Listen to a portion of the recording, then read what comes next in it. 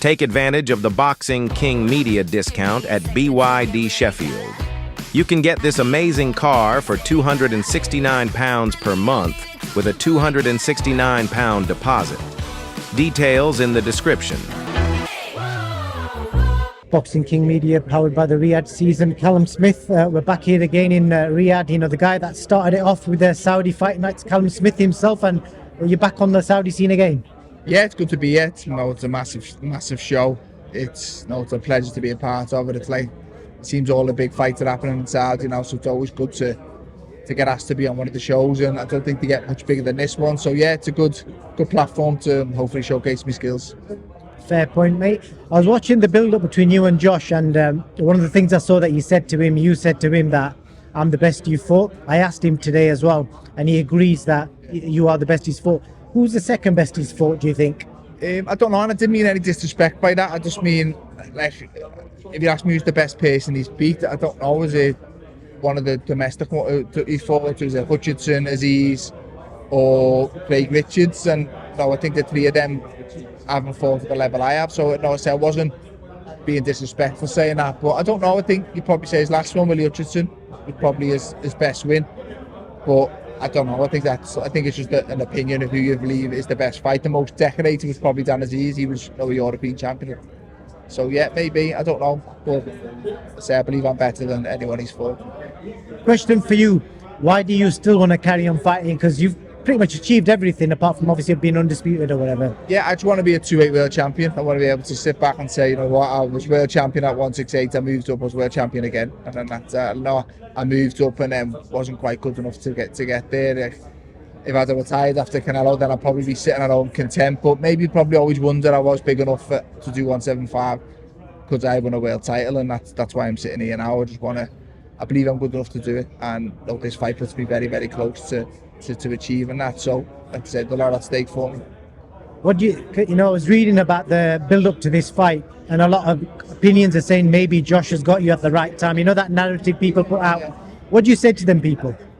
I can see what they're saying, but like, I can't believe me if I didn't believe I was as good as what I used to be, or I didn't believe I was good enough to be a 2-weight world champion, I wouldn't be sitting here. You know, I'm not like I said earlier, we seen like Chisora the weekend, who just loves fighting. He'll just fight and keep going, and that's not me. I know the sport's tough enough as it is, the sacrifices you have to do. I've got a young family at home now. I don't want to be taking myself away to camp all the time just for the sake of fighting.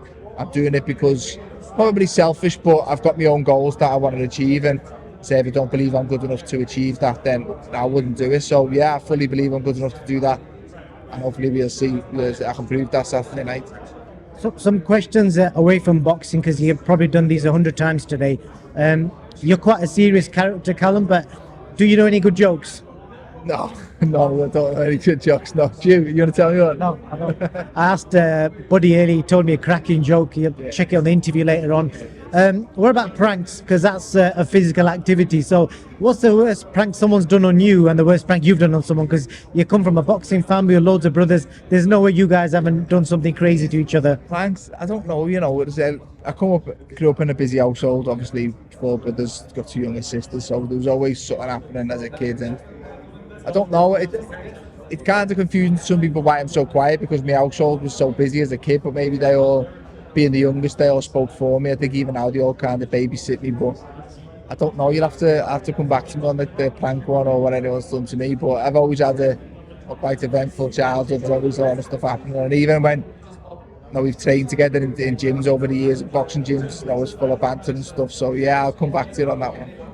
I'll try and get something off you. I'll ask Paul, because Paul will probably share something. The last thing I want to ask you, I asked you that off camera yesterday, we was talking about it. You know, you've had some crazy knockouts, and I know the one you're going to mention. So I just want to talk to you about what was going through your mind in that moment when this guy's on the floor twitching. It was frightening, in all honesty, to be honest with you. I think as a fighter, you throw every punch and you want to knock them out, but when it actually happens, you do get a bit of worry.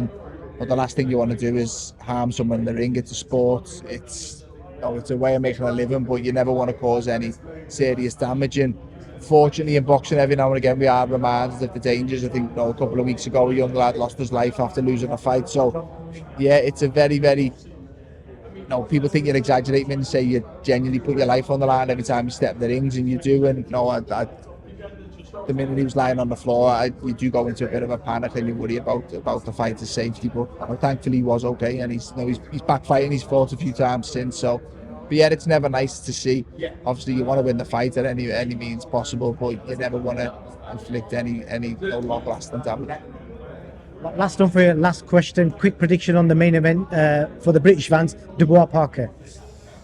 It's a really, really good fight, to be honest with you. I think outside of Yusuf, they're probably the two most informed heavyweights at the minute. They're both on the back of a great run of form. I'm gonna go Parker. Yeah. Callum Smith, thank you very much for your time, brother. All the best, yeah? Thank you.